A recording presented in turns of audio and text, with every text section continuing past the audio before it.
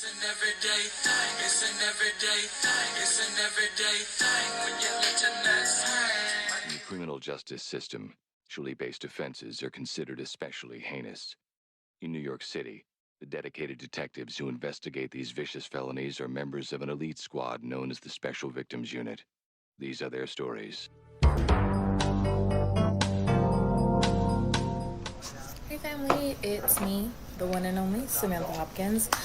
I am the engagement swindler's wife, actual wife, unfortunately, and I wanted to come on here. I know everybody's dying for my story and I'm dying to give it to you. I just have recently gone through a tragedy. My godson, about a month ago, was shot and killed by a local sheriff here in Douglas County. So we have been protesting and fighting for justice for him. So I have not been ignoring you or trying to keep anybody hanging. I just have been really fighting for justice for him because he deserves it, and I'm sure a lot of you can relate to that, unfortunately, as well. So I do also want to add that I have to be kind of careful with the things that I say. Byron is a very dangerous person, and I am afraid of him.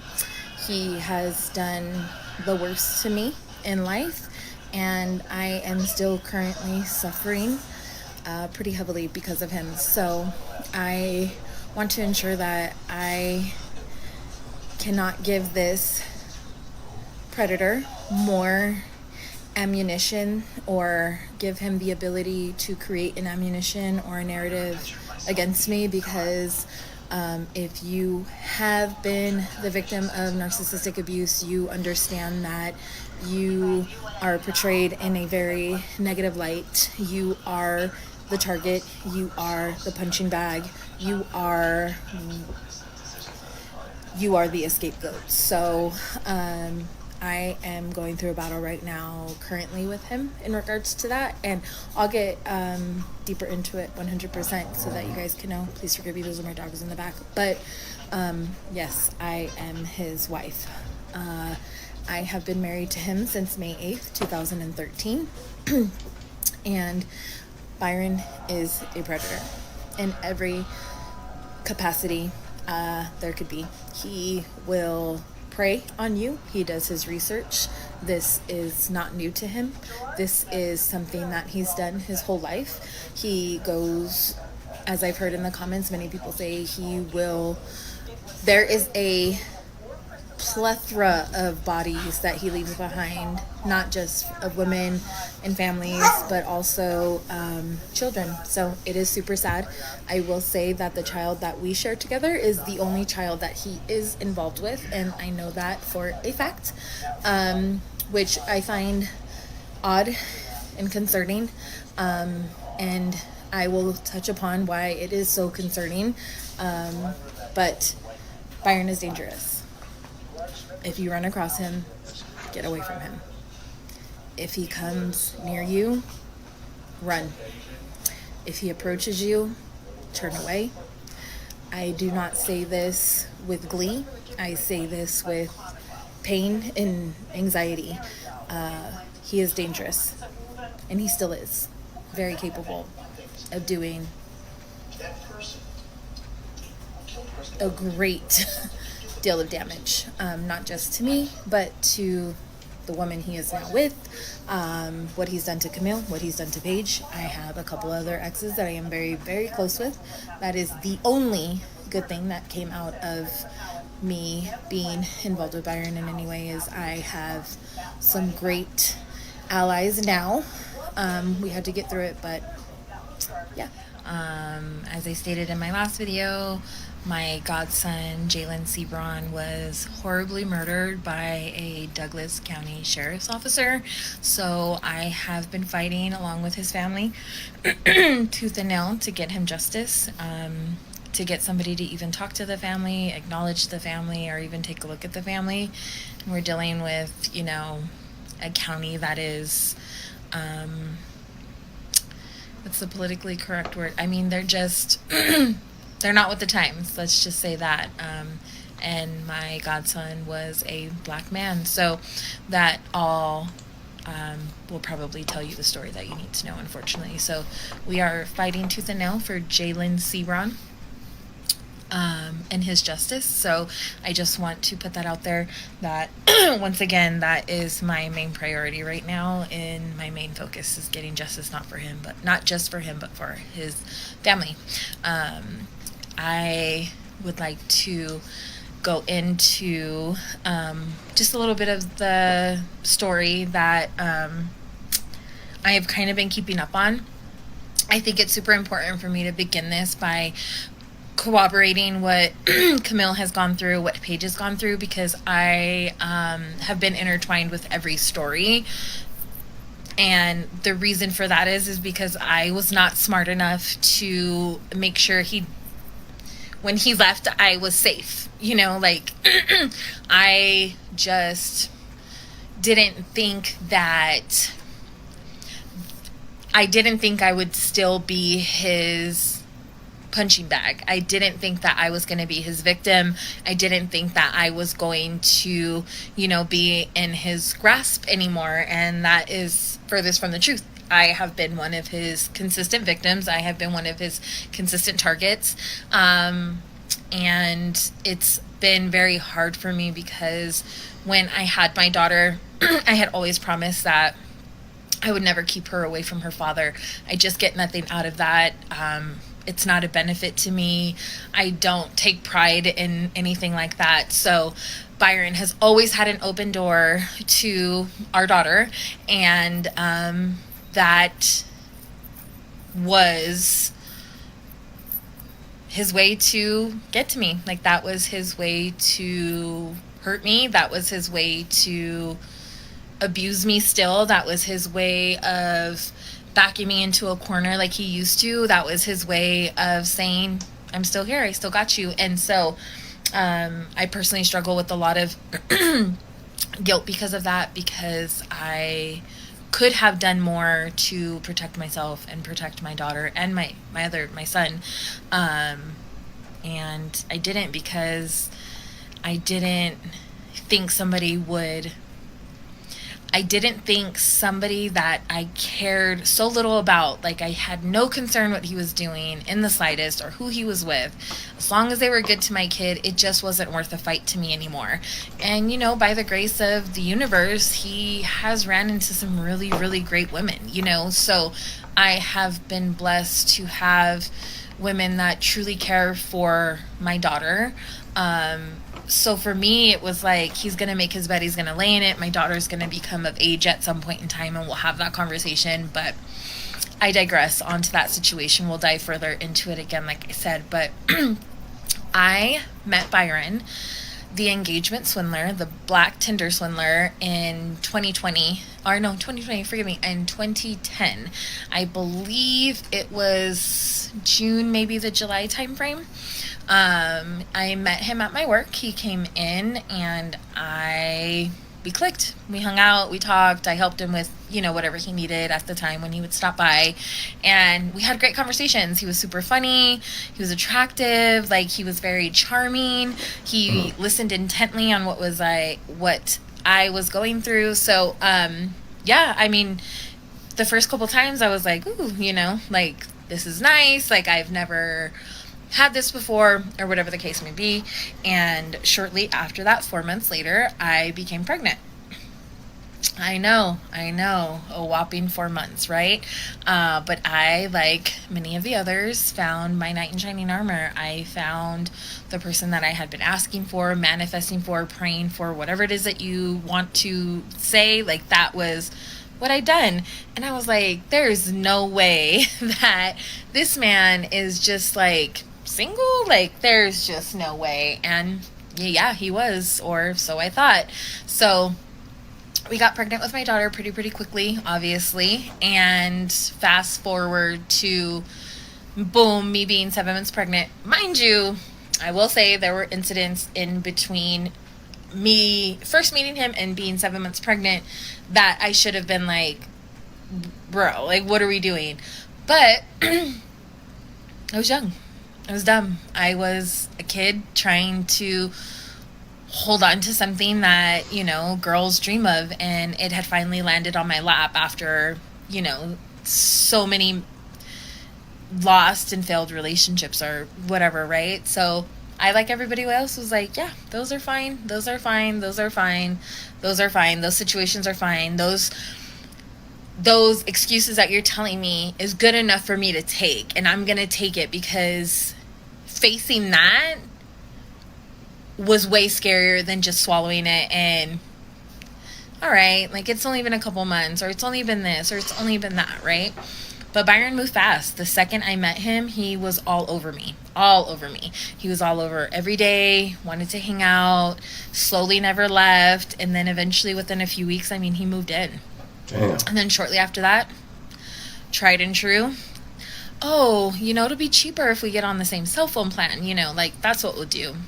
So, of course, I did that. You know, he sinks Always his teeth get him in. with the cell He phone. starts sucking you in. He starts putting, you know, the claws in to where you can't just leave. You can't just back out, right? Like, he's got you.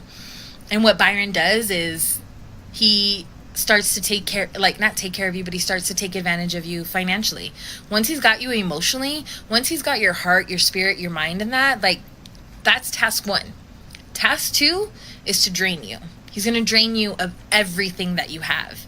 And you'll say, oh no, I'm way better than that. I don't do that. I got this. Okay. Yeah, me too. He left me with nothing. Absolutely nothing when Byron left. And I'll dive deeper into that. But I met Byron's first wife, who was super gracious to me, is a really good friend of mine now still, and somebody who I'm very, very, very thankful for. I think back to when she reached out to me when I was 7 months pregnant and had bought myself this massive engagement ring, because that made sense, right? And she just was like, he's dangerous. He's sick in the head. He does this for a living. Like, all of the things that I'm telling Camille and Paige now. And I didn't listen. I didn't want to hear it, right? I was in my honeymoon phase. I had just found out I was pregnant, or no, not just found out, but I was getting ready to have my daughter. And life was fine. Like, all those little hiccups that he was able to explain away, I didn't want to hear it. I didn't want to hear it, right? So I was that girl. I was that one that was like, nah, I'm good. Like, that's my man. I can change him. I can do this. I can do that. All the things that all of us have always thought at one point in time. And I know a lot of people want to say, like, girl, no, bye. But we have, and it's okay. I'm not making excuses for it. I've grown. I've learned from it. And I'm the best version of myself now than I ever have been. But it's not about me. We're talking about Byron. We're talking about a diabolical human being that will take advantage, lie, cheat, and steal from anyone. That includes children. That includes his family. That includes his immediate friends. You are a come up to him. No more, no less. You are a pawn in his bigger game. And that is what I'm trying to let you guys know. This is not about jealousy. This is not about how ignorant I was. This is about Byron being a completely dangerous person. And we need to be aware of that fully. If you see, you probably noticed that I turned the comment section off. And I wanted to kind of explain that, because I felt like I was being ungenuine doing that, because truthfully, ever since this process has started, that is where I've gotten my power, right? Like, everybody's comments, everybody's positive affirmations, everybody's even validation has really, like, empowered me to continue to tell my narrative. I know I've mentioned it a few times, but I am the only target for Byron. I mean, at this point now, besides Melissa. um, so it's hard for me to be vulnerable and talk about it, right? I'd rather just kind of hide away and not even discuss it. But I shared those messages, and those were the last messages that I received from Byron before he essentially kidnapped my daughter. And it will be about 2.5 years coming up in May, going into June. So it's been quite some time that I've been going through this journey, and it's not an easy one, you know? It's embarrassing, it's scary, it's tragic, it's disheartening, it's something that you can't really bounce back from, and it just makes me sad because it was something that Byron did. Like, he chose to do this, and there was no rhyme or reason for it. There was, I mean, no reason besides the ones that he made up in his head. So, um, I want to say thank you to everybody who has commented. I want to say thank you to everybody who has shown me grace. I want to say thank you to everybody who has messaged me. I know I've had some direct messages with a couple people, and let me tell you something. The tribe and the power that is out there is something that like kind of takes my breath away. I was very hesitant when this first started. When I saw the proposal, I rolled my eyes because this kid, man, like Byron is a piece of work. As he took my kid, kidnapped her, and moved her to Georgia while we have an active court case going for custody, he takes her and goes to Georgia. Make that make sense. He blatantly violated the court order and left. Ask me if he's gotten in trouble. Ask me if there's been any repercussions besides getting yelled at real quickly in court. Nothing. When I tell you this man is a con artist, he will lie, cheat, and steal for his gain. He does not care who you are. He doesn't care if you're young, if you're old, if you're disabled, if you're not, if you're black, if you're white, if you're the love of his life. It's sickening. And the worst part is, let's just think about this while I get deeper into the story of the last time I saw my daughter. I have lived where I live, which I live in Colorado. I think there was a little bit of confusion. We moved to Colorado when Byron was not allowed to re-enlist in the Marine Corps, which, also side note, he's never done 2 tours in Iraq or Afghanistan. He's done 1. And now, don't let me discredit that was probably one of the worst and hardest things he's been through, right? I have a plethora of people that I know that are or has been in the military, and I don't want to ever say that, oh, that was nothing, right? Like, because it's not. But what I do want to say is this man will take a piece of rice and embellish it until it's a whole fucking field, right? So, of course, he's going to say that he's been on multiple tours and he's a decorated Marine and he's this and he's that. He's not. He never was. When he was a Lance Corporal, we were together. I had a friend who was his staff sergeant that he didn't know about. It ended up just kind of working out where it's like a small world type thing, and you get picked to rank up, right? It was me that called in the favor for him to get the corporal rank.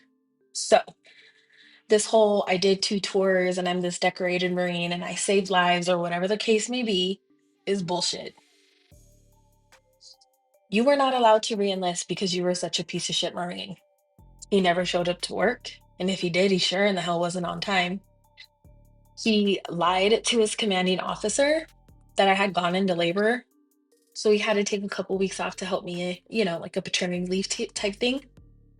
Then this idiot takes me to a family day that his whole like company is having. I run into that boss of his. He looks me up and down and says, "Oh, you're still pregnant?" It's like, "Yeah, I am."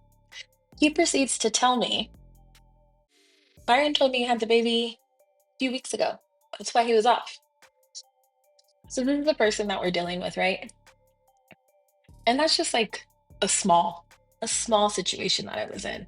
But like, who does that? I digress. Okay, so I'm gonna dive into the story. And I do have an active case going, so I'm going to try to be very sensitive with also telling you what he did to me. Uh, because I will say, again, that this has been the hardest 2 years of my life. Byron has single handedly taken everything from me financially, physically, mentally, spiritually, emotionally. I have been in therapy since this has happened, and I will continue to go because I want to be a better woman, mother, all of that. But we're going to dive into the toughest day of my life. So here we go. I just asked for a little bit of grace. I asked for some understanding because I do want to note that I'm not a perfect mom. I never will say that I am or I have been.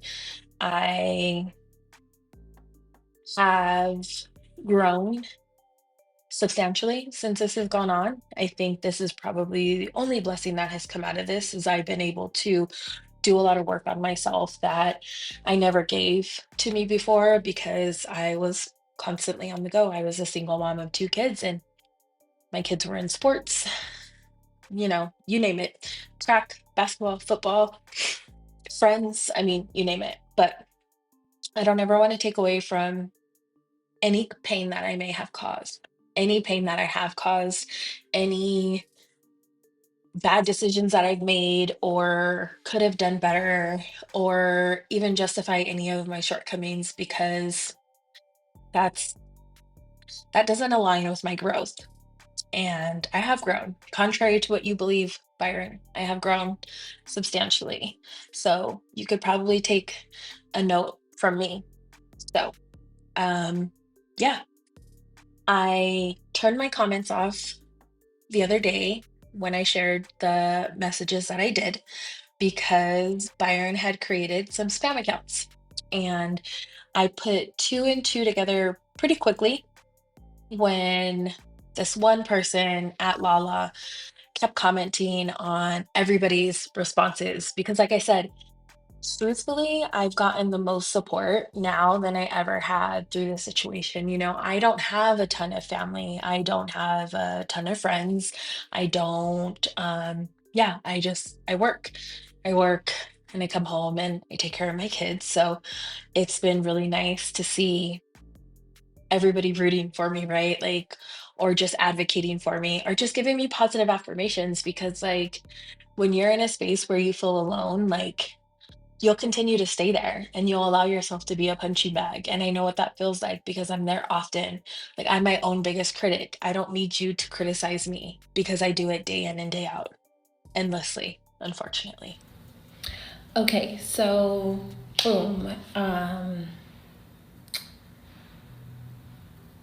I have the post and I noticed this account at Lala is kind of making some flagrant comments, right? Which I had never came into this expecting that everybody was just going to be okay with my story or be okay with me or whatever, right? Like, I get it. So when I started seeing the comments come in, it was just different because, I mean, truthfully, since this has started, that's all I have been shown. Like, complete strangers are empowering me, are, praying for me, are sending me messages, they're rooting for me, and Byron is very, very good at making you feel alone. He is very, very good at making you feel like an idiot, like stupid, like all of these things. But he wants you to not reach out, to not have anybody. He really wants to just seclude you, right? So I was blessed when I started getting these great messages from everybody, right? Like I have some pretty good people that I direct message on here, and they're good to me, right? They're really good to me, and they give me the confidence that I need to tell my story, because that's not what Byron wants. Byron wants me to be quiet. Byron doesn't want me to say anything. Byron thinks like, oh, I can push this narrative out and I'm gonna sway everybody's thoughts, and they're gonna think of her how I want them to think of her. And I'll dive into that a little bit more as I continue to tell my story. But so I see this at Lala and at Mr. 404 something, right? Of course, I go to their pages. They have no view or no followers or anything like that. And let me tell you something. I'm an old gal, you know, I am not TikTok savvy. I'm not social media savvy. I just kind of work and go home and, you know, that's it. I'm quite boring, but I got on TikTok specifically for this. So I'm not very savvy with it. So y'all please forgive me, but I'm savvy enough to know that one picture, one this, one that, nonetheless. So I'm reading the messages and they're pretty flagrant. Like they're like, essentially saying, I met your daughter. I've talked to her before. You know what you've done. She tells everybody that, you know, she meets, like just all this crazy stuff, right? And my heart instantly starts racing, right? Because I knew this was going to come. I knew that at some point in time, he was going to say something, and I knew it was going to be directed towards me, right? Because he has the upper hand. I am his target. I have oddly been his target for a really long time now. And I have my thoughts on as to why, predominantly because I'm not smart enough like the other women. They're smart and they completely remove themselves from the situation. I grew up in a single parent household. I was raised by my father. He passed when I was 16, but my mom had not been in my life. Nonetheless, so it was always very important to me that my kids had their father or father, whatever, right?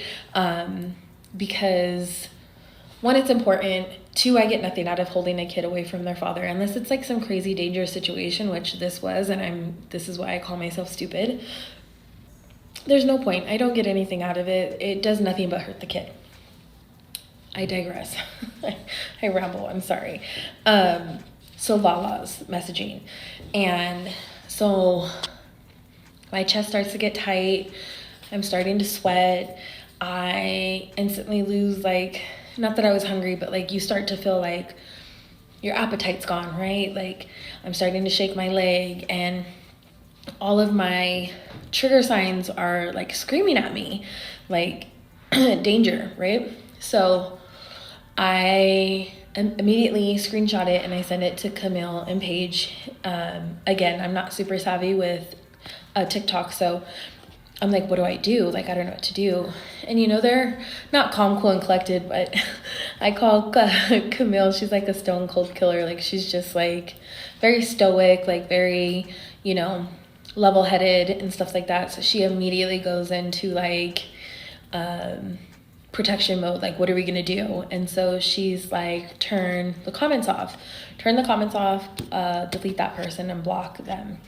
And I didn't struggle with it, but I mean, I did to a certain extent, only because I didn't want to seem ungenuine, right? I didn't want to take away the ability for people to tell me their opinion or ask questions or anything, right? Like, I just felt like I was hiding again. And that's all I've done for the past 2 years. I've hidden because it's easier for me.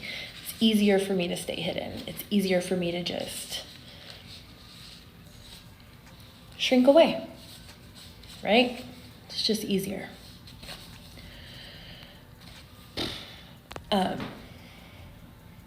So the comments. So I turned them off, and we obviously put 2 and 2 together that it's him. So this had kind of not told me, but it had kind of triggered me to recoil, backtrack, right? And I had a great therapy session with Camille and her therapist that I've spoken to before, because he was actually my daughter's therapist when she had her. It started off as, I believe it was Camille's therapist, and then they started to go to like family therapy, and then he would talk to my daughter as well. So he has a lot of insight. He's just, he's a great man. Like, he's just really extended a hand to me through this process when not a lot of people had, right? Camille included. And I don't say that with any malice. I say that because I was Camille, I was his first wife. Like, I was 7 months pregnant when his first wife reached out to me and popped my little bubble, right? And was like, no, we're married. Not only are we married, but Byron married his second wife while still being married to his first wife. I'm not lying. I can't make this up. Like, this is insane, right? And so she's telling me all of these things, his first wife. And I'm like, there's no way. Like, this is my knight in shining armor. Like, we're not having it. I was young and dumb, right? Knocked up. Did not in the slightest want to admit to myself that I fucked up, right? So I was just gonna thug it out. And she showed grace to me. Like, she was good to me. Like, we're still really good friends. Like, when everything popped off with my daughter, she was one of the first people that I called, and explained to her, and she's just so smart. Like, Byron has a knack of picking out women, right? Like, he's a predator. I've said it before. Like, he's watching, he's looking, he's taking notes, he's looking for the flaw that he needs to choop in, he's looking for the pocket he needs so that he can turn himself into that. Like, there's a live where Camille mentions how, she has locks, and when I was with Byron, he was bald. Going bald, been bald, shaving his head bald. And as he was going on to like woman after woman, we would not laugh, but I was like, of course he has locks, which are fake. Of course, right? Because Camille did. Of course he got his nose pierced because I did. You know what I mean? So it's just like those type of things. Of course he gets a hoop because Camille had a hoop. Like, so just all of those things. Because he just has no idea who he is. No matter how much he says, no matter how much he talks, no matter how much bullshit he spews, he has no idea who he is at all. He is not an individual. He does not know anything, like anything, right? Like, he totally is a succubus. The person he's with is who he morphs into. Liking the same thing, dressing the same way, all that type of stuff. Music, TV, all that nonsense. It is October, November of 2022, and one of my old colleagues, I had ran into her, and we went to have dinner, and she had come out to Colorado because, again, I live in Colorado. The reason why we moved to Colorado is because Byron was not allowed to re-enlist in the military. They didn't let him, they didn't let him re-enlist. So, we decided to go to, kind of live with my family until we figured out what we were going to do. And he kept pitching Colorado to me. And I was a Cali girl through and through, right? Like, I had lived there my whole life. I knew nothing else. That was all I was accustomed to. So it took a while to convince me. But he convinced me, and we came out here for him to go to school. AKA not work, still. So I live in Colorado, and she's like, hey, I have this amazing job opportunity, which would be a step up in my career, which, sometimes is really hard to do or have fall in your lap. So I truly thought that it was like the universe talking to me, and I'd been wanting to go back to California so I could watch my niece and my nephew grow up. Like, it was really hard for me to be so far away. Mind you, I come from a very, very small family. It's just me and my brother. We don't really have much, right? So it's just us. So I'd always wanted to put that in motion. So, excuse me. So she helps me get the position, and I'm ecstatic, right? I'm getting ready to go move to Santa Monica, 2 blocks away from the beach. My salary is okay, like all of these things, right? But as the time was going on, like, it was very emotional for me. So my son hadn't planned on coming with me. He wanted to stay in Colorado.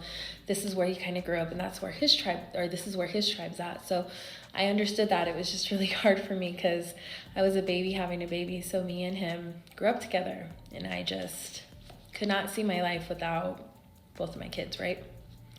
So me and my daughter are like packing up a whole house. Like, and I've been there for quite some time. So, the hungrier you're there, the more stuff you accumulate. So I am packing up my house, and I tell Byron, and he's excited. He's excited. And there's little bits and pieces before the actual story of him taking her. So there was, so he knows we're coming out there. We're packing up a house, like all these things. Now, mind you, while I'm packing up the house, I'm also trying to prep my son to make sure he's good before I leave, because we're moms, that's what we do, right? So I'm making sure the pantry stocked, the refrigerator stocked, he has his deodorant, his, all of the things that us moms do. So I'm getting him set up, and I get a call from Byron out of the blue, and he hardly would ever call me, like, ever, right? The only time he called me was when he was trying to like start something. Like, he's like, his plan's in motion, so he's dropping that seed, right? Boom, that's what he does. So he tells me, hey. I'm like, hey. He's like, I was thinking. And I'm like, okay. And he's like, so, since you've had her, my daughter, for so long, when you move out here, maybe she could just be with me full time, and like, you can just see her on the weekends. And I'm sitting here like, bro, like, there's no way. Like, you're not taking me from a full-time single parent to a part-time parent. Then he has the gall to follow it with, you can have her on the weekends, or, even every other weekend. I just want you to make sure you're okay, that you're stable, and you can do what you need to do, right? Like, he plays it off as support. And what I should have done at that point in time is knew what he was up to, but I didn't. And I just kept going on with the plan. And so I'm like, no, it's not gonna happen. And he's like, why? And I tell him what I tell you, and I'm like, I'm not going from a full-time parent to a part-time parent at that, like, if that, right? Every other weekends, I was like, nah, bro, we're not doing this. And so he kept like pushing it, like that's what he does, like, he pushes it. And he has this laugh that he does. Like, when I see it in the videos, it makes me nauseous. Like, even when he talks, like, he's so fake. Like, he has no confidence behind the words that come out of his mouth. So he's like, well, why? And I like low-key snapped, and I'm like, because like, you hardly even call her now. She has her own cell phone, and trust me, I check it.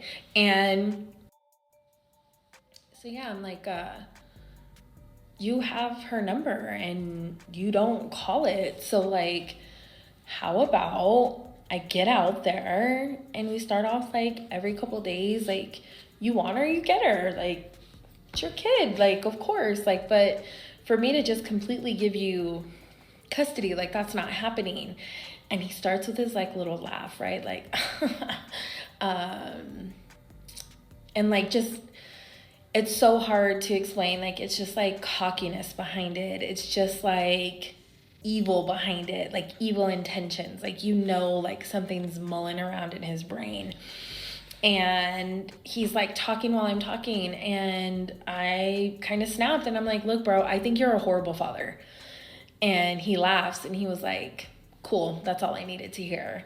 And again, I was like, it would be different if you were like, hey, Sam, can I pick up my daughter, after school on Friday, and then I can bring her back, or you can pick her up Monday after school, like something like that. Like, can we start off with like some consistency, some, like, prove me wrong. Like, I've been doing this for, at the time it was 11 years. And I mean, out of the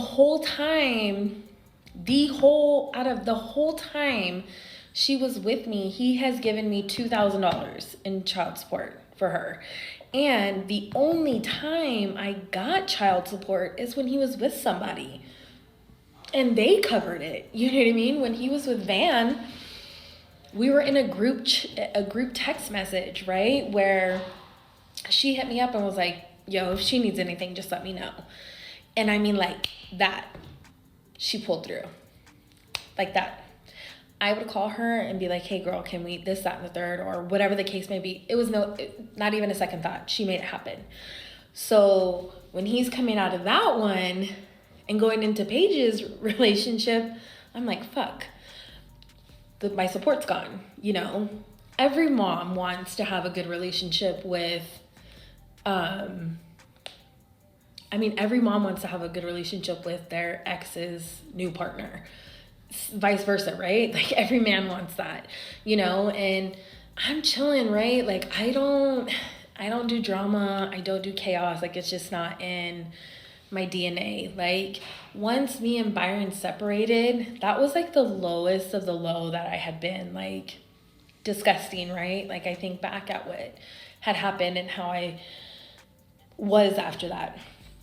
So I'm like, let's just like do some consistency, and then, let's talk about it. Like, I'm not here to keep her from you. If you want her, like, of course, but like, I don't know Camille. I don't know her. And the first time I heard about her, because when he was coming off of the tail end of leaving Paige, he was already in another relationship with Camille, right? And I knew that because me and Paige had talked. So I would always be like, bro, slow down. Like, take some time to yourself, which I should have never even done because I didn't really give a fuck. But I was like, listen, because at the end of the day, it's our daughter who's crying because she can't say goodbye to these women. You understand that? She has abandonment issues, and you are a huge cause of that, if not the cause, right? You left her when she was a kid to go back to California after you moved us to Colorado to be here. Her dad's gone again, just like that. Now she has to share you. Every time you come out here, you're in a new relationship with a new woman. When I met Van, I met her at my daughter's kindergarten graduation, right? After I messaged Byron and said, hey, maybe it should just be me and you that goes, and my son, so that we can show up as a united front, right? Like, she was still getting accustomed to you being gone, and we're in a new house and all that stuff. Cool. In true Byron fashion, he ghosts me, right? Can't get a hold of him, nothing. And so I'm like, all right, cool. I already know something's up. So I had my best friend, who is auntie to my daughter, come with me. And sure enough, who's there? Byron and Van sitting in the front row.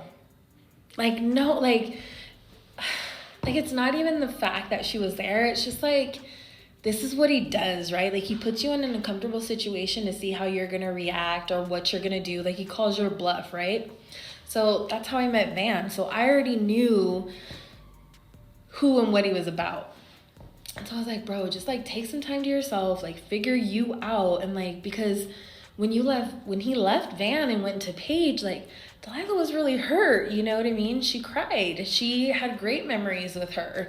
They did a lot of stuff together. And that was the same with Paige when he was going in with Camille, right? Like, she had to mourn that loss. She had to come to terms with that. Like, she didn't get to say goodbye to her either. So it's just like, the damage that you're doing, like, it's just unfair. It's unfair to her because she's not able to process that.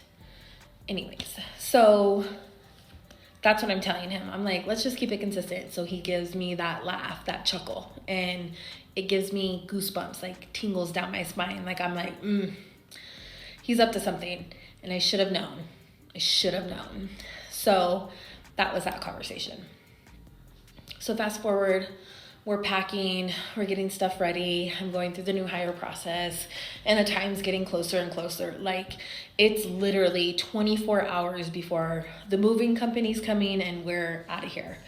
So some stuff had popped off, and it just like really rubbed me the wrong way. And then the girl that had gotten me the job, like she ended up like quitting on just some like weird stuff where she was like, I can't do the owner, like he's a dick. And I'm like, well, what are you getting me into? Like it was the whole thing. And I remember calling my brother crying and was like, I don't know what to do. And he's like, sis, like if you're not feeling it, don't do it. Period. Think about you. Like you'll get back out here when the time's ready. And so think about that. Like I had already put in, so I'm beating myself up because I feel like a failure. And then I feel like I put my poor daughter through all of this trauma, like saying goodbye to her friends. And I mean, she was excited, don't get me wrong, but like when you're 11 and you're like stable, like she's been in the same house forever, she's got the same set of friends, like all that stuff, the kids that she's grown up with, like all that stuff, like it's hard. So I held a lot of guilt about that. And so the job, it falls through. And I talked to her and I'm like, hey, this is what's going on. And she was kind of excited. Like she was like, I don't have to make new friends. Like I'm to still go to school. And I'm like, yeah, it's great, babe. Like I'm tight, right? Like this is great. And it like brought me happiness because like she was looking at the positive of it. So we packed a whole house. So now we're unpacking a whole house. Okay. So let me make a note of this. Something else happened right before I had found out that the job fell through. One day I'm at work. Sorry to kind of jump around. But one day I'm at work and this is Byron. Like this is what he does to like fucking flex and like assert power. And I don't like it. So I'm at work. Now mind you, again, we've packed up a whole house. So she's taken some time off, right? Like I've been like that mom where I'm like, let's not go to school today, or we'll go late, or let's sleep in, or whatever, right? So I'm at work and she calls me from her cell phone that I bought and I pay for. And I'm like, Shugs, what are you doing? That's my nickname for her. I'm like, hey Shugs, and I can hear him laugh in the background, but I didn't know it's him because we don't talk very often, right? Like it's solely about Delilah. We don't chop it up. We don't check in with each other. Like none of that. There's no need for it. I don't want it. We're good. Like if it's about Delilah, cool, holler at me, blah, blah, blah, blah, blah. So I'm like, are you okay? And she's like, yeah, mommy, I'm okay. And I'm like, where are you? Because I can tell she's in a car. And fucking Byron is like, I pulled her out of school.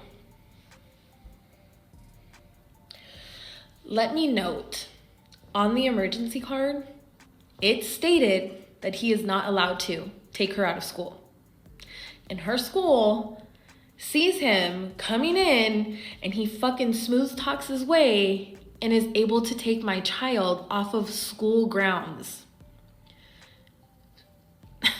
He doesn't call me and text me that he's coming out here. He doesn't give me a heads up. You know what he tells me? I wanted to surprise her. So I'm like, cool, surprise her. Like, I'm down with that. Like, that's cool because, like, I've always encouraged them spending time together. But, like, my guy, like, call me and give me a heads up. Like, let me know. Like, I'm not going to say anything to her. Like, that doesn't do anything for me. So I'm like, look, I would appreciate it if you just, like, communicated with me next time because, like, she low-key has kind of missed some days and stuff like that with, like, all the packing and the moving. And he's like, oh, okay. So I let it be, right? Like, it's just not a battle that I want to get into. I'm like, cool, she's going to spend time with her dad, whatever, right? And she's geeked, right? Like, she's so excited. And I love it for her, right? I love that for her. So they go to see Wakanda, and, you know, she's a big movie buff, like, big movie buff. And we're starting to come home at the same time. And this motherfucker, the audacity, he walks into my house. He doesn't knock on the door. He follows my daughter, walks right into my house. Who the fuck do you think you are? Who do you think you are? This is not your house. You don't have anything here. Like, you have no rights here. But that's the shit he does. That's the flexes he does to just like remind you, right? So I'm like coming upstairs and I'm like, yo, like, no, not going down. But of course I keep it cool because my daughter's there and that's the most important thing to me. So I'm like, so that happened. So fast forward, the job falls through and I'm like, well, I gotta tell him and that's gonna be tough. So I don't know if I texted him or I called him. I think I called him and I was just like, look, it fell through.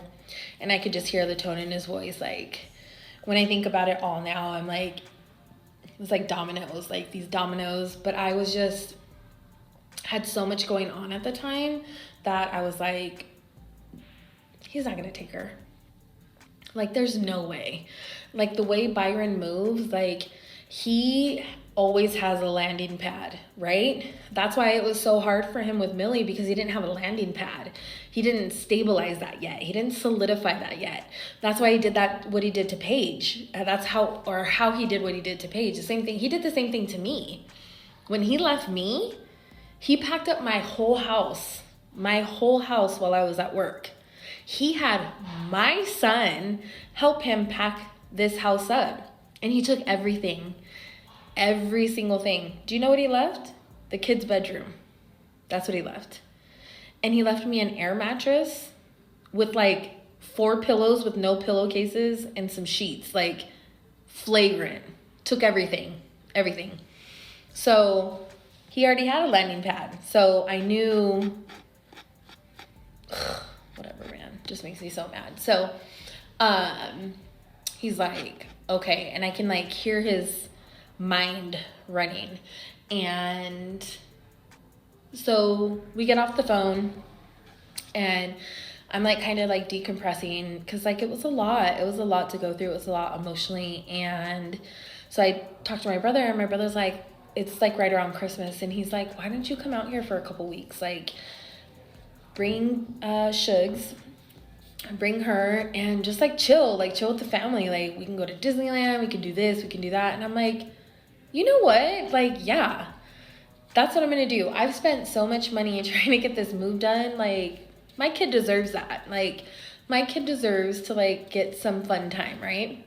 So that was the plan. My brother bought me and her tickets and we flew out there. So I essentially brought her to him. And I struggle with that, man. I beat myself up so much about that. Okay, so we get out there. We do Disneyland, we do all this stuff. And I get a call from her school. Now, mind you, when he took her, I about lost it. I called the school, done cussed the school out, let them know, like, you could have given her to a predator. Like, you know what I mean? Like, we live in a predominantly Caucasian neighborhood. So I'm like, what? Like, any African-American man that comes in here is like her dad? Like, come on now. Like, she matters. Like, pull up the emergency card. Like, do your due diligence of what you're supposed to do. Like, so it was a thing. Like, my girls were like, work on, like, all this stuff, right? Like, it was a big thing. So the school calls me and I'm like, ugh. And she says, hey, I just wanted to let you know that Mr. Hopkins has called and asked for your daughter's transcripts. And I'm like, what? And she's like, yeah, just want to give you the heads up. And I want to note that this is where I Like, I hold a lot of guilt because I did not have a court order, right? And I acknowledge that. I didn't have a court order because Byron would have never have fought to have her, right? She's a casualty. Not a casualty, but she's like a nuisance. Like, it's an extra thing that he has to take care of. And he doesn't want to be a parent, obviously. Like, he wants you to have a baby so he can be tied to you. So he has a reason to fuck with you. So he has a reason to come and be like, oh, hey, guess what? You know what I mean? He never wanted her. He doesn't want her. You know, like Camille said, the only time he would post anything about her was for like clout. It was for like the times that Paige flew him out, or Camille flew him out, or Van flew him out to like, or flew her out. Like, that was the only time. And mind you, through all of those times, he'd be calling me like, she's doing this, she's doing that. Can you talk to her? Can you get on her? Can you do this? Can you do that? Like, he doesn't know how to be a parent. Period. Period. That's why he leaves them, right? Like, he was with his second wife and their daughter, which is tattooed on him, Yanessa, who he claims is one of his comrade or his other Marines' daughter that died of cancer. You're saying that, like, you're saying that about a tattoo you got for your daughter. And how did you get that tattoo? Oh, that's right. You went to Texas to try and join the police academy after you were kicked out of the Marine Corps or not able to re-enlist, and you couldn't pass the psych evaluation. So you just happened to stumble into your second kid, and you think that getting tattoos of all these people, you know, makes it real, which he has my name on him multiple times, right? His Asian writing down the back of his arm, that's Samantha. That's what that says, okay? All of the other stuff, the Japanese writing, he's got tattoos for Van on there. He has an anime right here because he covered up my name. Like, stupid. Like, anyways. So, we're out there. We go to Disneyland and all this stuff, and that whole school thing happens. So, I call him after I get off the phone, and I'm like, yo, what is going on? Like, what are we doing? And he's so slick. Doesn't skip a beat. You know what he tells me? Oh, I needed to get her transcripts because when I have her this summer, I'm going to put her in a basketball camp. And they needed her grades. When I tell you did not miss a beat, that lie rolled out of his mouth so effortlessly. So here I go. He doesn't want her. He's not going to be with Millie for very long. Like, he's, you know what I mean? Because I just know him. Like, it's only a matter of time before she calls me and it's on to the next, you know? So I was like, okay, right? So I didn't like necessarily let it slide, but I was like, yo, bro, be better. Like, at the end of the day, be better. Like, I don't understand how we can't co-parent, like, what's going on, right? So, that incident happens and we, you know, do our thing. Like, we're out there, we're hanging out, we're, you know, she's playing with her cousins, and we're visiting her Thea's house and my brother, like all these fun things. And we do Disneyland and we do Disney on Ice and stuff like that. So it's coming up on Christmas Eve. And she's like, Mommy, I think I want to see my dad. And I'm like, fuck. I'm like, all right, Shugs, I got you, right? Because, again, why would I? Why would I keep her from her father? Like, it's a promise I made a long time ago, and I'm not backing out of it. You know what I mean? She loves her dad very much, and she's always only ever wanted his attention, and he can't give it to her. The things he does are all for accolades, right? They're all for good job, like you did that, like, you know, that type of stuff. So I had always known a long time ago that she was just a pawn for him. I mean, when I found him on dating websites or like crazy websites, like I found him on like adultfriendfinder.com. I've found him on like fling.com, sexsearch.com, and he always used her picture. Always. There was always a picture of her in it. And I know why. Women are gonna be like, oh, a single dad and you have a daughter and like all these things. Like, that's all that she was to him. Like, she was a play for him. So I'm like, all right, I got you. Like, let me reach out. So I reach out and he's like, okay, when do you want me to come and get her? And I'm like, well, I'd like to spend Christmas with her. So like maybe after Christmas morning. He was like on it. Like, what time? So we schedule a time and I get her ready. We get done with our Christmas and, you know, she like is like looking at all the cool stuff that she got, and she's like super excited to see her dad, and we start packing her up for it. But I knew I wasn't going to send everything. I was just going to send a few things because she was going to be there. Truly, she was going to be there like split in half our time there, like give or take a couple days. So I was like, you know, what do you want me to pack or anything? And he was like, whatever, just pack whatever you want. And I knew it was because now I know it was because he was never going to bring her back. So he's on his way, and I get her ready and I get her dressed and I do her hair, and we spend a little bit of time cuddling on the couch before we stand outside. And she's so excited to see him. Like, she's so excited, right? Like, that's when he gets to give her attention, and that's all she's ever wanted is her dad. Not just attention, but specifically from him. Like, she's always strained really hard to be like the object of his affection, you know what I mean? Like the one that, you know, he pays attention to and spends quality time with and stuff like that. And so we're outside and we have like a secret handshake, and we do it, and I hug her and I kiss her, and I see him pull up and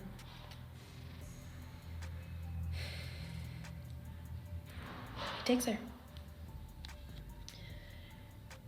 And that was the last time I saw her.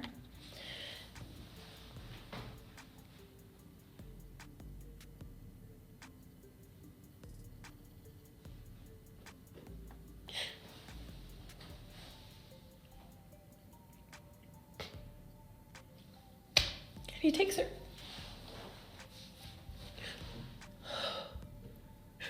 Fully knowing that he wasn't going to bring her back. Fully knowing that those were my expectations. That she was going to come back.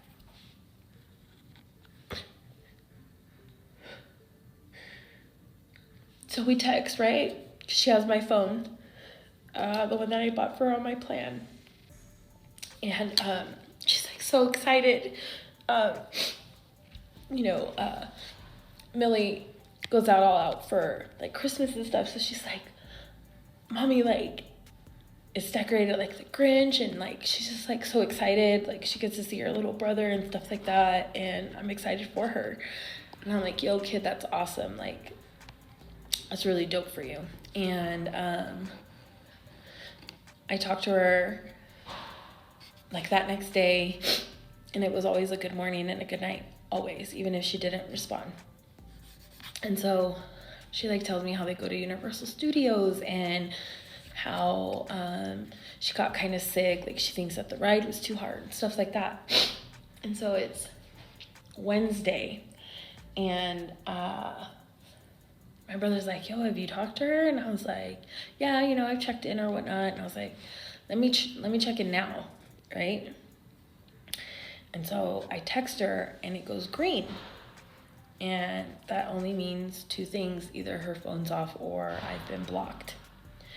And I was really, really hesitant on allowing her to take her phone because I had a feeling that he was gonna do some fuck shit like that.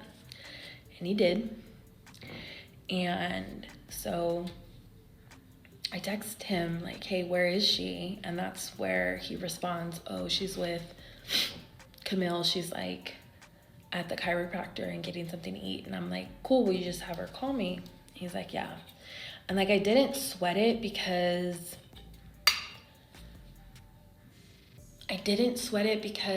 like he didn't get a ton of time with her, right? Like I knew she was having a good time. Like I knew that she was spending time with her dad and she was just like having a really good time. So like, who am I to like sweat her? Like, who am I to be like, how come you haven't called me? Or how come you haven't done this? Like, we have our good morning and our good nights. And of course we text throughout the day, but like, I wasn't tripping. Like she's spending time with her dad. Like I'm giving them that space out of respect. And so I text goodnight and it's still green. And then Thursday comes around and it was kind of a whirlwind. Like I was going to my niece's recitals and stuff like that. Like it was just a lot going on. So like the day kind of got away from me. And Thursday I didn't talk to her. And when I called, she was asleep. So I'm like, all right, well, just make sure that Friday when you bring her back early enough, because that's when all that Southwest stuff was popping off and like people were at the airport, like because flights were getting canceled and stuff like that. And so I was like, I want to get there early because I have to start my new job, right? Like I had just gotten a job while I was in California actually. So I had to go and like take my drug test and stuff. So it was very important that we didn't miss this flight. It's like, yeah, cool, I got you. I'll bring her at 6 or whatever, right? And so we go to dinner and we come home and it's like getting late and I'm like reminding him like, hey, don't forget to bring her a full suitcase because like she had a bunch of stuff we were taking back, like all of her Christmas gifts and stuff like that. And, like my brother and them got like just, we're going home, so I need a big suitcase. And as you can see, he's like, yeah, for sure, got you, yeah. So it's like 8 something and I get a phone call from him and he says, are you by your brother? I'm like, yeah. And he's like, walk away. Like, go to be by yourself. And it's because he's scared of my brother because he knows my brother don't play. You're scared of him and you know it. It's why you said what you said. So I go into the other room and he proceeds to read off like a script, right? And he says, I took Delilah to the doctor. And I'm like, okay. And he's like, she has a fractured wrist that's healing. And I'm like, okay. And what he's referencing is shortly before we had gone to California, I had gotten a call from my daughter's school nurse and she had slipped and fell on some ice. And so the nurse calls me and she's like, I just want to let you know, like we've given her Tylenol and ibuprofen. She's hanging out here, but it doesn't seem to be broken. It's not like swollen or anything and it doesn't look bruised, so she should be fine. And I'm like, well, do you think I should take her to like the hospital or anything? Super nice lady. And she was like, well, we can't tell you yes or no. She's like, but I'll tell you, like, again, she has full rotation. It's not swollen. It's not bruising or anything. So I'm like, all right, cool. Like, she should be fine. She's like, just give her some ibuprofen when you get home. And I'm like, great. And so that's what he's talking about. He's pretty much implying that I medically neglected her and I allowed this fracture to heal on its own. I let her suffer. And I'm like in such a daze because I'm like, what are you even saying, right? Like, what is this even about? And then he says, she doesn't want to come home. And I'm like, let me talk to her. And he's like, no. And so my heart is starting to race because I don't have her. I don't know where she's at. And he says a couple more things that I can't really remember because it was like so intense. And I'm like, bring me back my child. And he starts saying stuff about how I mentally abused her, how I verbally abused her, and physically abused her. Oh, and I apparently also abuse animals too. So that was like all in it. And I'm like, the fuck? Like, I naturally curse. It's just kind of who I am. I'm not super proud of it, but I curse like a sailor. So I was like, And I'm like, I can't do this with you. And I hung up. And he calls me back. And I'm like hyperventilating by this time, right? Because like the reality is starting to set in that every feeling and inkling that I had was true. And I didn't listen to it. Yeah. So he says, don't hang up the phone. You need to listen to what I'm saying because this will be the last time that you will ever be able to call me. He said, do not call the cops. They will not be able to help you. These are the list of my requirements, so to say, that I pay him $250 in child support, which makes me laugh because the amount of child support that he is back and behind is disappointing, quite frankly. He stated that I needed to take anger management classes and parenting classes, and that I would only be able to see her 2 weeks in the summer as long as it was supervised. And yeah. So I think I said like fuck you or something like that, and he hung up the phone. And before he got off the phone, he said, don't call her. You won't be able to get a hold of her. I took her phone. It's gone. I turned it off. Like she doesn't have it anymore. So he essentially took her brand new iPhone that I had gotten her. And he hung up the phone and I dropped to my knees. And I called for my sister-in-law because my brother was asleep, and she scurried in her room, and through heavy breathing, I said, he took her. He took her. He did it. He actually did it. And she looked at me and she already knew what I was talking about. She already knew. I didn't have to say anything because she knew. And she said, this is gonna kill your brother.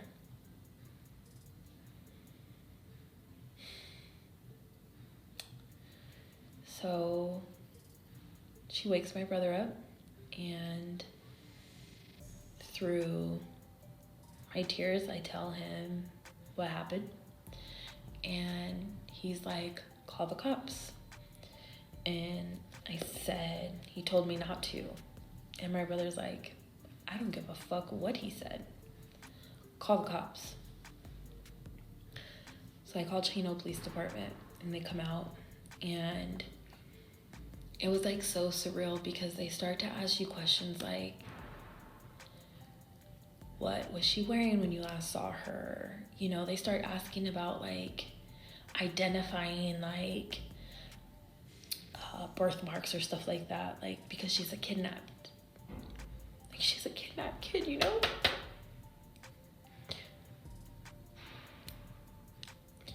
And I'm like struggling, right? Like I'm like trying to think like, what did she wear last? Well, how was her hair? Stuff like that. And I'm like, can barely like remember because I'm like so upset, and my brother's helping me, my sister-in-law's helping me, and like I'm like telling him like, I'm like, this is what he's accusing me of, and like this is what's going on. And he said, you know, ma'am, like even if those things that he said were true, like you can't just take a kid. Like you can't just take a kid. And he said, do you have a court order? And I said, no, we never had to have one. And he said, he looked me in my eyes and he said, if I were you, I would get an attorney. And I looked at him with despair and I said, I have a flight at like 8 o'clock tomorrow morning. Like, we're supposed to go home. I have a job that I have to start. Like, what am I supposed to do? Like, tell me what to do. And he was like, I don't have anything to tell. Like, I don't know what to tell you. And so he calls him. So he calls Byron.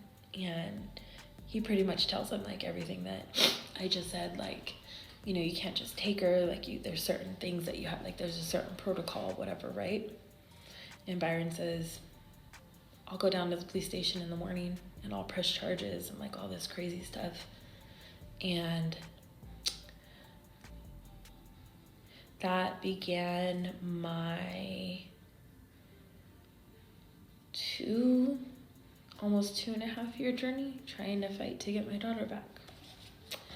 And that just scratches the surface of what he's done to me as I've been going through this process. But I just wanted to share that part, and there's more to it for sure, because like I said, I'm not a perfect parent. I have flaws. I fuck up, and like I've really worked on that, you know what I mean? But none of those things ever canceled out the fact that my kids are the reason why I get up and go every day. Like, what is my purpose? What is my purpose without my kids? He took my purpose away. That was my baby.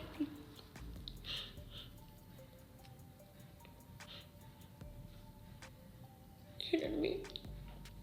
So, I've been fighting to just like be present in her life. She hates me. And it's all because of him. And it's all just because he has to play into this narrative that he created, right? And so Camille pulled his card. She's like, all right, if she's such a bad mom, let's take her. And he's like, probably like, fuck. And like, here I am 2.5 years later. You know what's so crazy about this comment is I actually have a video from the nurse that is the nurse. So in part of the evidence that was curated, and by curated I meant I'll dive deeper into it, but this specifically is one of the pieces of evidence he had was my daughter's fractured wrist, right? So he sent me the medical report and all that stuff. He's stating that this originated from when she slipped and fell at school. Now, this was some time ago that we had packed up a whole house, unpacked a whole house and everything. She also had been like on rides and playing around and stuff like that. So God only knows how it happened. But I will say his accusation was that the school nurse told me that I needed to take her to the hospital, that my daughter told me I needed to take her to the hospital because she couldn't move it and she was in serious pain. Which is not true. None of that's true. I actually called the school back right before one of our court hearings, and I spoke with the nurse. And I have a recording of the nurse stating that that they can't tell me that I need to do anything, but she was like, listen, she has full rotation. I've given her Tylenol and ibuprofen. Like, she's fine. I'm sure of it. So I actually do have that evidence, which is crazy because I have presented that to the court and to her attorney and stuff like that. But when I tell you it's like I'm talking to walls, like it's completely falling on deaf ears. No matter what I've done, no matter what I have found, no matter what I have provided, it has been completely ignored. It astonishes me that there is an active court order. Active. There is an active court order that says what we can and what we cannot do. And there are requirements upon that court order, okay? Some of those requirements are therapy at the minimum of a bi-weekly basis, but it's set to be weekly, right? That had never been done until recently. And that's an assumption because I haven't talked to the therapist. The therapist hasn't reached out to me. I haven't been able to communicate with them. Now, whether or not, now I'm also not done. Like, I know that they can't go into detail about like what is said and stuff like that, but I can definitely ask about appointments that have been made or missed or, you know, have been attended, and nothing. I haven't heard anything from them. Throughout this whole process, I have been trying to hold people accountable that are involved in the situation, right? Prime example is her attorney. This is a court-appointed attorney. Court-appointed. Okay? It is his duty and his obligation to represent my daughter to the best of his capabilities. That cannot be done in my eyes if you are not holding both parties accountable for what the judge is ordering. Because what the judge is ordering is in the best interest of the child, right?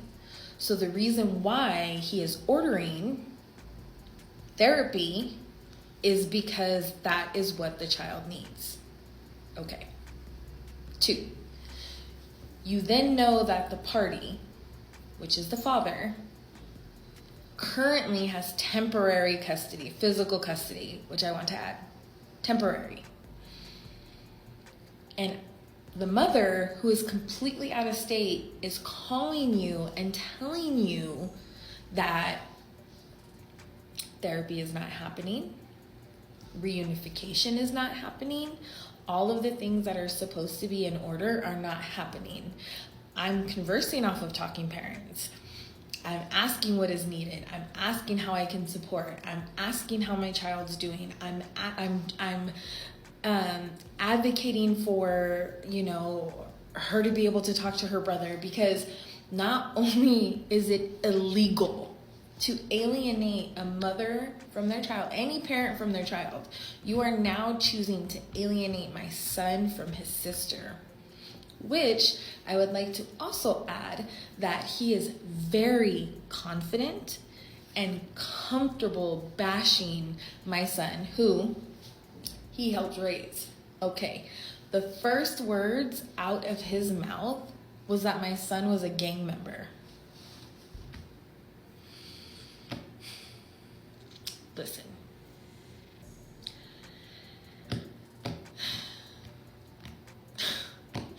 When I think about it, how it infuriates me, I cannot even put it into words.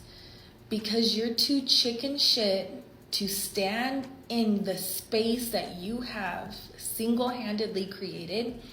You would much rather do smoke and mirrors and put some bullshit on a kid that not only you helped raise, but that has been taking care of your daughter, his sister, since you walked out to chase a woman, right? Because that's what you went back to California for. You don't have no job. You don't finish school. You didn't graduate high school, remember? You had to fake a high school diploma so that you could get into the military. Right? Okay. So why would you ever put a young man, not only that, a young black man, into that box? Why? Why would you do that? Is it not bad enough that you have accused me of the most disgusting acts ever. Not only have you accused me, you have brainwashed my child into fully believing these accusations. Right? Not only those accusations, you have groomed her in this whole process, right? Because Camille talks about it. Remember, she says, oh, my dad said that I shouldn't talk to her because then they won't believe my story.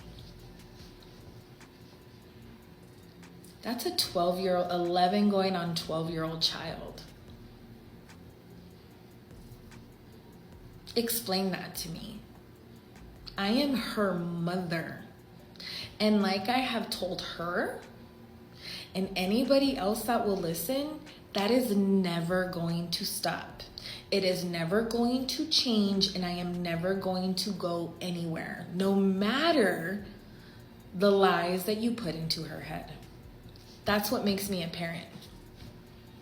Just because you have taken her from me and you've had her the past 2.5 years, you have never once been a parent. I'm disgusted of the stories that I have been told by many different people, not just Camille, about how you do not show my daughter affection or love. And that is the only thing she has ever wanted from you.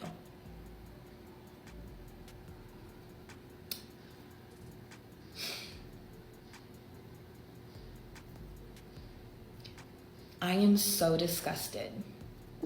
I'm so disgusted that you would take a child and make her a pawn in your game. And you don't even want her. So amongst all of the evidence that I've been able to gather and run into, mind you, like this is like 2 years of this, right? This isn't just like, hey, he's not abiding by the court order, he's not doing this. Like this is years of it. This is years of me screaming at the top of my lungs, begging somebody to just hear me, to hear my side, to want to try and advocate for me. Because if you're advocating for me, you're advocating for my child, period. Because that's all I care about. You shit on me all you want. I don't care. You talk down about me. I'm this, I'm that, I'm racist. All the the ignorance that is here and here, go for it, bro. But my kids, like, I would not, like, oof, could never be me.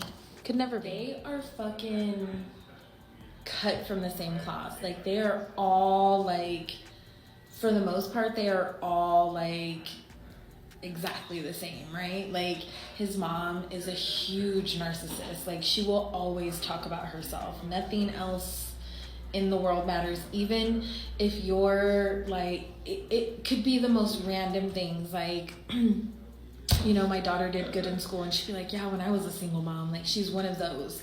And me and her actually had words the very last time she saw my daughter, which I find absolutely hilarious that all of the stuff that she has said about me and like all of these investigations that they've had to do, like she is a co-conspirator a million times around. She plays the part when she's supposed to play the part. Everything that she said to Camille and Paige, she said the same thing to me.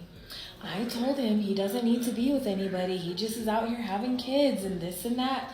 Shut the fuck up. Shut the fuck up. Shut the fuck up. You act like somebody's scared of you and ain't nobody scared of you. Like, stop. You empower him to do the things that he does. There is no way in hell my son would ever have that many kids and not be involved in any of their lives. And have some weird fucking fetish with the one that we share. Like, get out of here. It's weird. You're weird. All of y'all are weird. When I was with him, I went through both phases. I went through him not talking to his mom phase, and then I went through him not talking to his dad phase. Like, excuse me. It's constantly back and forth, always. And he has his older brother who has like 5 kids from 3 different women. Like, he's only involved in like the last couple too. Like, it's a fucking mess, right? Like, Same shit. Like one day he's involved and the next day he's not. Like it's just weird. Like they're always like, oh yeah, I'm here to help you, I'm gonna support you, I'm gonna make sure he does this, he does that. The second they break up with you, the second he is done using you, like that's them too. Like they are part of like the royalties, right? Like, oh, you're going to Hawaii, my mom's gonna come with us. She got a fucking free Hawaii trip off of Camille. Bro, no, hell no. And that is the only way that she wanted to be a grandmother. We moved out here and we were only maybe 45 minutes away from her. Do you know how many times we saw her? A handful. And the only way she would come out is if we went and picked her up. And then after me and Byron split, like she would hit me on these most random fucking days. It was always like a holiday, right? Which I don't have like family out here. I just have like very few friends. So 100% of the time I'm with their family, right? So why are you calling me Christmas Eve talking about, can you come pick me up Christmas Day and then I can just stay at your house? Like that was never an ask.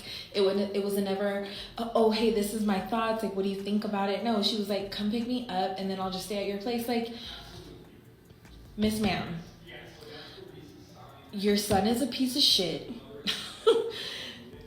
Destroyed so many fucking people's lives, is not involved in his kids' lives, and you want me to now take that burden on, which I would have gladly done it if I had respect for her, because she had respect for me, but she didn't. She never has. Like, she's all kiki and ha-haing, but yet I'm the one crying on the phone because he packed up and left and he cheated and he like all this, that, and the third. Like, and then at the next pocket, you're at Van's house spending the weekend. Like, no. And you did the same thing to her when he went on to Paige. You know what I'm saying? And you did the same thing to Paige when he moved on to Camille. Like, that's gross. You are an enabler. Own that shit. Own that shit. That's why you guys are all the way you fucking are. You want to talk so bad about everybody else, but man, do not throw a stone living in the glass house. Let me tell you what. So his mom is exactly the same.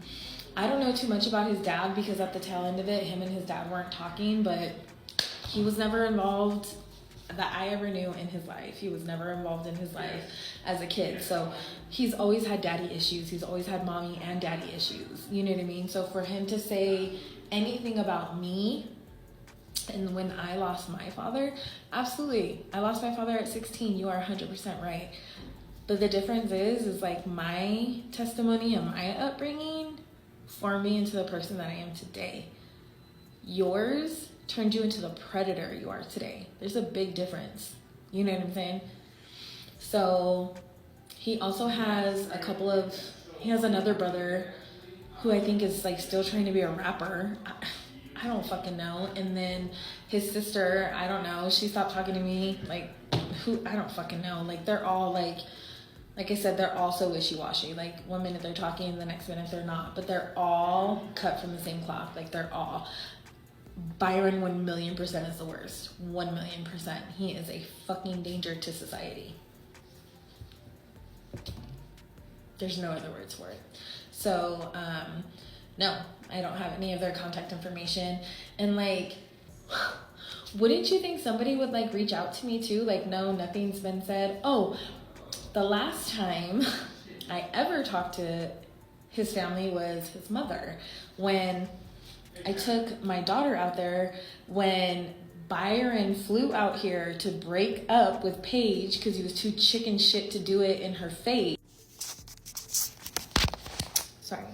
Yeah, he was too chicken shit to do it in her face, so he flew out here. So I, of course, which as a matter of fact, I still have those text messages because you'll see how he tries to fucking flex and like do like this power move. And anyways, but yeah, I had come out here and I had dropped my daughter off, and she did not want to stay because her nana is mean to her. Her nana is mean to her. She calls her weird and stuff, like fucked up shit. And I do not play about my kid. Like, that's not one thing we are not going to do. And they had talked about how she had come out and spent a month with her Nana, which is 1,000,000% true. Absolutely, she did. It was COVID. She was not doing good in school. I was an essential worker, so I still had to work every single day. And yeah, his mom was like, sure, bring her out here. It would be great. Like, she was very like adamant about it and very like, do it. It was not some, I need to throw her off on you because I can't handle it. Like, miss me with all that.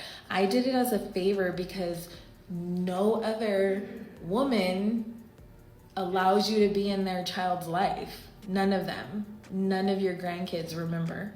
None of them. So I, of course, was like, sure, why not? Let's do it. I drove out there multiple nights through the week because she was such a POS to my kid. And don't get me wrong, she's always been naughty.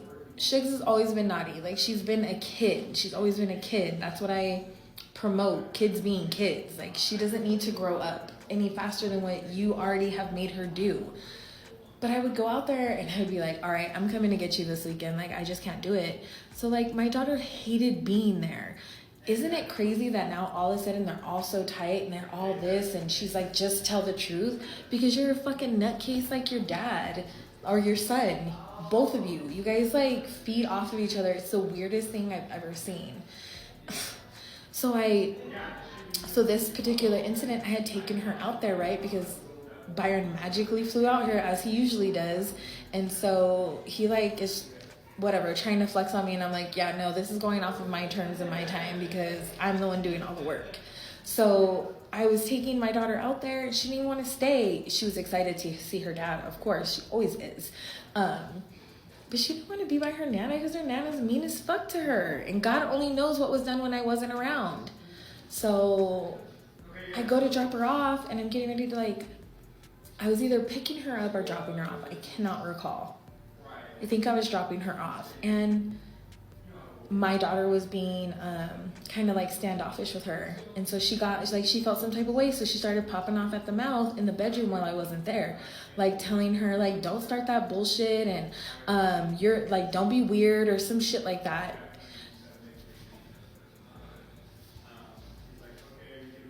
Yeah. I done marched right back up in there, right past her ain't shit dad for not standing up for his daughter. And I was like, if you have a problem with her, you have a problem with me, and you don't need to be around her. I'm doing y'all a favor. If I did not bring her to you guys, they wouldn't see her. That's how it always is, right? Byron doesn't just fly out here and make it a point to come and see her. No, he comes out here for his whatever it may be, and then I'm the one facilitating me coming to him, right? The only time he's ever come to me is what? When Paige brought you, when Vandy brought you. Those are the only times, bro. So don't try and front like I made it happen. And I will pull the receipts, y'all, don't worry. And I'm gonna have a whole loop of it so y'all can see, don't. So I just find it completely ironic how the tables turn with them. It's just, they're wicked. They're wicked and they're evil. And like I said, I know I cuss a lot and I am working on it, but them, all of them, evil as fuck. Evil. They will go for your throat. No ifs, ands, or buts. They don't care who you are. Kid included. And that goes for the whole family. So I am not in any way, shape, or form happy to be married, especially to Byron, quite frankly. I've been asking for a divorce for some time now, so I'll dive into that a little bit later. But the ring that I have is actually an aura ring, so I switch it from my ring finger to my other ring finger, just out of comfortability. So that's what this is. I am not married in the slightest. Well, I lied. I am married, but that's not what this stands for. Gross. What else? I was sick last week, so I was coughing a lot. I'm feeling much better, so sorry for that as well. So those are a few of the ones that I wanted to bring up more than anything. But I wanted to dive into a few other questions and kind of just continue on with my story. I know that it is not for the faint of heart, and everybody is wanting to know what has been going on.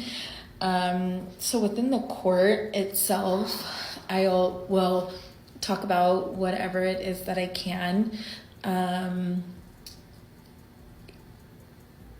Without being like disrespectful to my daughter, obviously, in the slightest, because that's my first priority. But so we have been in court now for, it'll be 2.5 years. We go back May 5th. And yeah, it has been a wild ride. It has been very eye-opening. It has been very sad. It's been very hard to go through. I get really bad anxiety when we talk about it or it comes up and stuff like that. So forgive me if I start to fidget, because that's just what I do. But at our last court hearing, they pushed it out again to come to this May. So I am hoping this is the last one, but again, I'm not going to hold my breath. Their big thing is reunification therapy, and obviously mine too. I have kind of fought tooth and nail to get the little bit of reunification therapy that I get now. When we first started on this journey, I fought very, very, very hard to get reunification therapy with her. Byron's biggest not ability, but his biggest way to drive a wedge between me and my daughter is obviously time, right? If he doesn't have to present her to me, or if he can avoid us having a conversation, like, of course I'm her mom, right? Like, we were really, really close before she left. I mean, we were, holding hands and kissing each other on the lips. Like, that's how young she was before she had left. So I had always known that if I could just get to her, that I'd be able to talk to her. But he has put in place every single roadblock you could possibly think about. And truth be told, just going through the process, I have come to realize that the court system is not based off of innocent until proven guilty. It is guilty until you can prove yourself innocent. So it has been not just a battle with Byron, but it has been a battle with her court-appointed attorney, So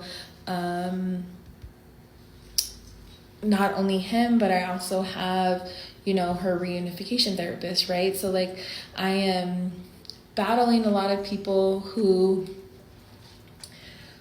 are put in place to protect my daughter, right? Like, that's what the court appointed attorney is she is appointed by the court to ensure that the best interests of the child is being adhered to.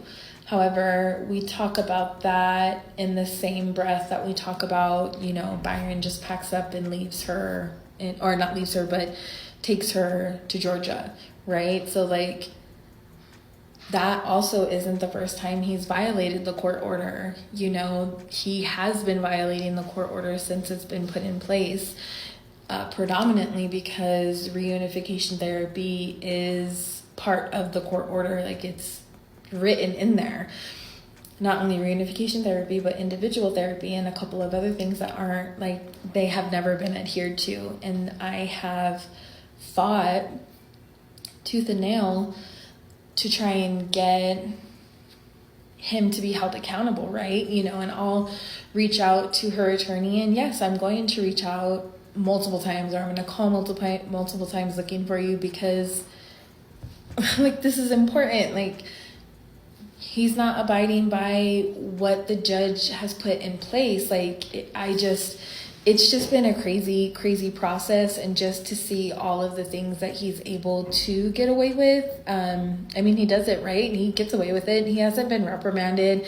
He hasn't gotten in trouble. He hasn't anything, you know, like he got chastised by the magistrate, but like that was it. Like there's no repercussions for him. And so I stand in this virtual courtroom trying to advocate for myself, while also I'm getting, you know, daggers thrown at me from her attorney, you know what I mean, who's like, oh, mom calls too much, or mom does this, but it's also mom that's getting the calls from, you know, hospitals or other places that are telling me things about my daughter that I have no clue about, right? Like, also part of the court order that's mandatory. So, you know, I stand there advocating as hard as I can for myself, but it's like in vain, you know, like nobody cares about me. Nobody cares about any of it. Any of it. Nothing that I do or nothing that I present to them. Like when I'm telling somebody she didn't show up to school, I called the school and she's not there. Like she's not in any school district out here.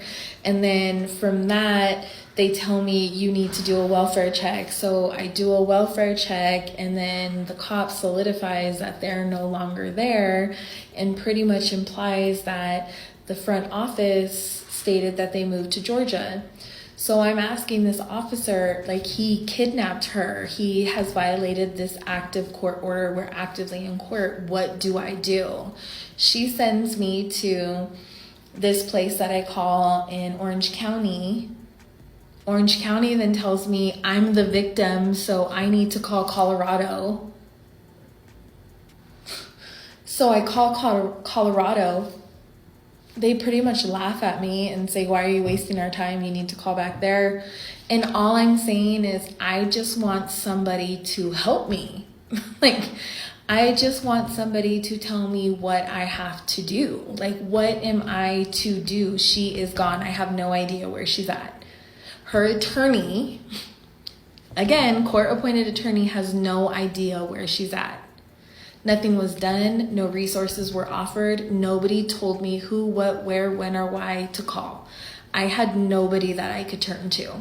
I literally was just stuck, like, tight. Like, he can just do whatever he wants, whenever he wants, and there are no repercussions. Like, there just isn't.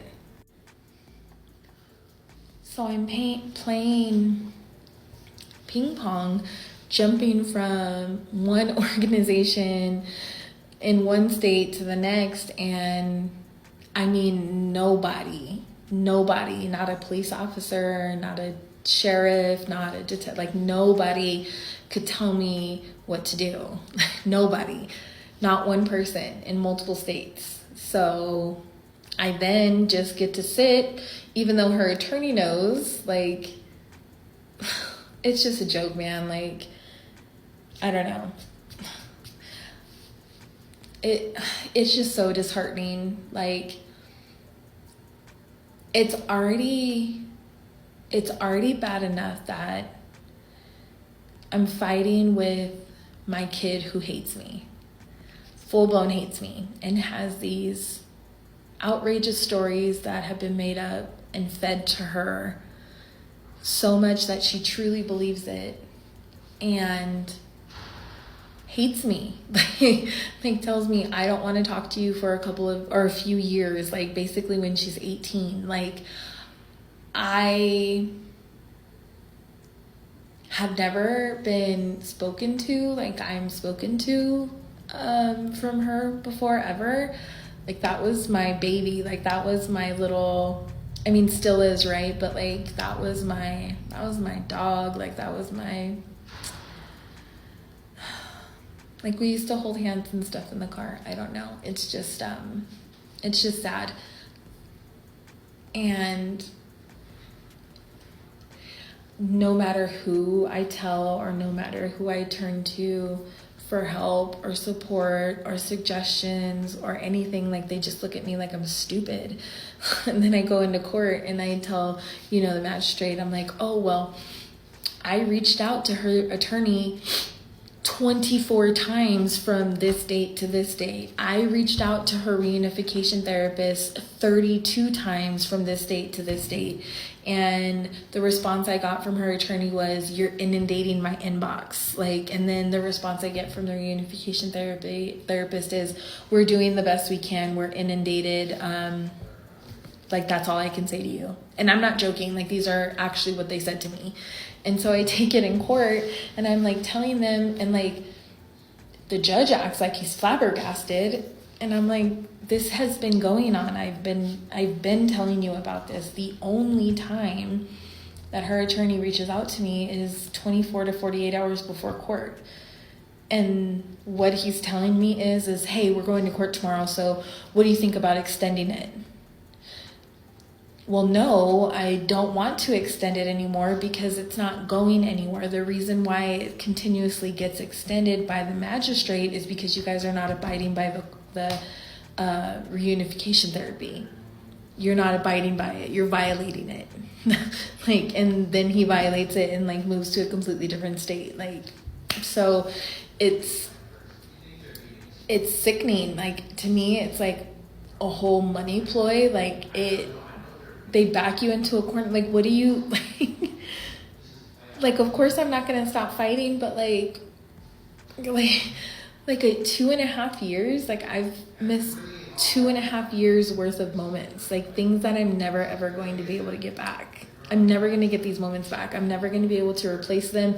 She's never going to get an opportunity again, like nothing. And people just look at me like, this is normal. This is like normal everyday life. And they just keep throwing like investigations, and those are even more of a joke because they're not really investigations. All they are is people asking you a list of questions that there's no fact checking on, like, and then they tell you, "Oh, if I find out you're lying, I'm not going to leave anything else in your story." I'm like, well, how are you doing that? Like, how are you telling if I'm lying? Like, you tell me how you're doing your checks and balances so I can feel better, because I want to know. As I've told to them many times, like, she has a narcissistic father who is completely grooming her. I have no criminal background. I have good credit. I've lived where I've been at for over almost 10 years. I have never, ever been without a job or have had to be on any sort of assistance, which there is absolutely nothing wrong with in the slightest. But I haven't had to do that. Like, I am an upstanding citizen. I pay my taxes. I go to jury duty. I do the things that I'm supposed to do.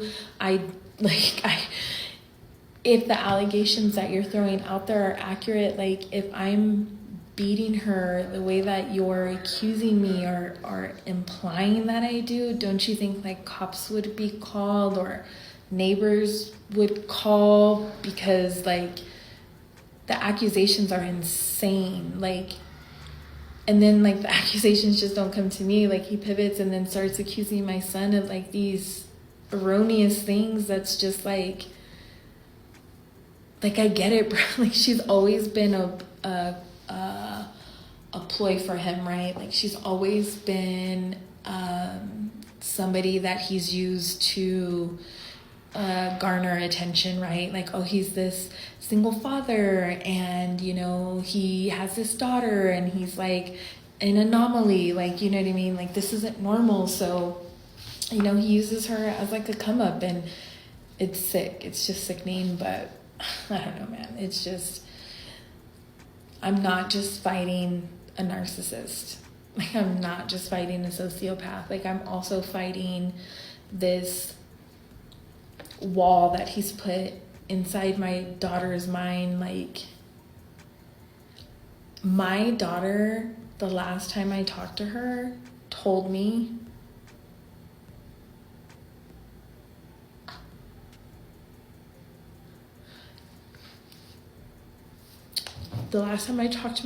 she told me that she tells people that I'm dead, that I don't exist.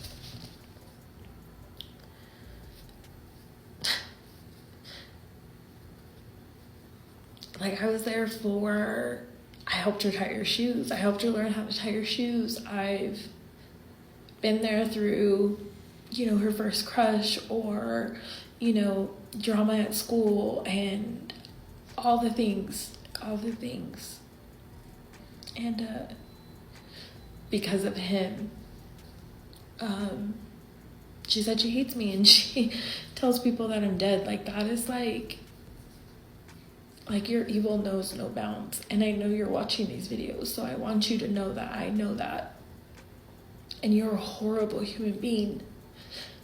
I've never kept her from you. I never ever impeded on your half-ass attempt at being a dad. I just wanted you to be a dad because that's what she wanted. And like, you just came to shit on me. Like, the one that doesn't like fuck with you the most. Like, I don't do anything to you the most. Like, you just came and like you woke up one day and was like, yeah, that's what I'm gonna do. And for all your little weird friends, aka Adrian, don't reach out to my people to, again, in your sadistic way, try to get me to either be quiet or anything else like that. Like, you're not in Japan. You can't get a passport. You don't have a job. Like, and just an FYI, like, Adrian, birds of a feather flock together. So I would tread softly with that and stay all the way out of this, because it has nothing to do with you. Yeah, so I'll keep plugging away at like some of the questions just to kind of like answer them and stuff. Again, I'm sorry, it's so sporadic. It's a really hard journey to walk through again. It's just sad. Like, I really miss her a lot. And he doesn't appreciate her. He doesn't value her. He doesn't put her first. He doesn't value her. He does not value her. And that is unacceptable, because she is the most precious thing on this planet. And he's just used her as a pawn. Anyways, again, I'll dive more into what has happened with court, in the court hearings that I've had, and I'll try and explain more of the things that have been requested by the court and the court order within reason. Obviously, I want to be super respectful to my daughter, because though her dad is a POS, she's kind of just like casualty of war. So some of the things that she's been through, no kid should have to go through, and she'll have those memories for the rest of her life now, thanks to him. So I do appreciate everybody's support. My little tribe has started a GoFundMe for me, so the link is in my profile. If you feel the presence or ability to share, that's great. Donate, that's great. Anything like that. I think more than anything, just talking about it makes me feel better. Like I said, it's been a really long time since I've had to talk about this. I am a suffer in silence kind of person.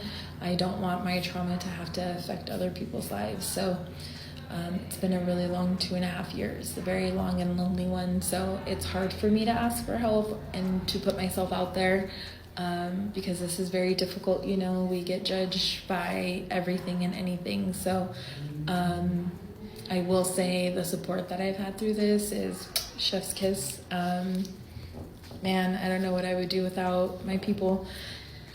And y'all keep me strong and sane. I be in my comments all the time looking at you guys and finding strength for it, because life is hard. Life is really, really hard.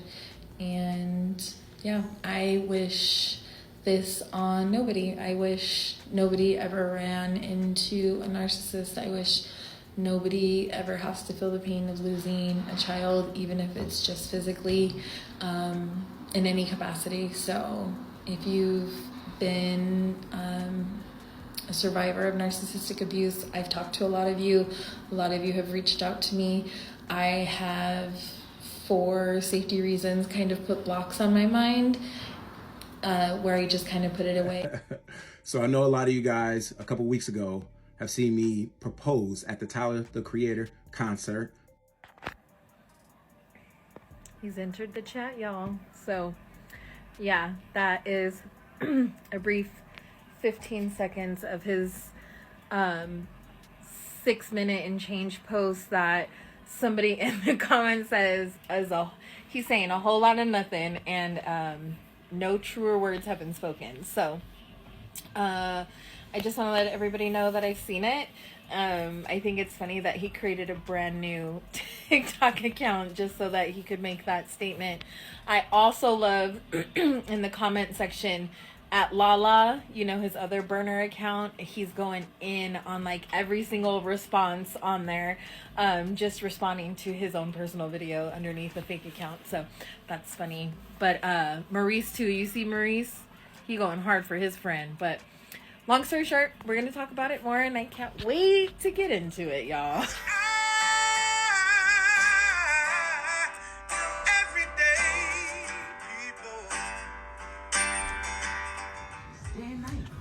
Some women can start working in a just 1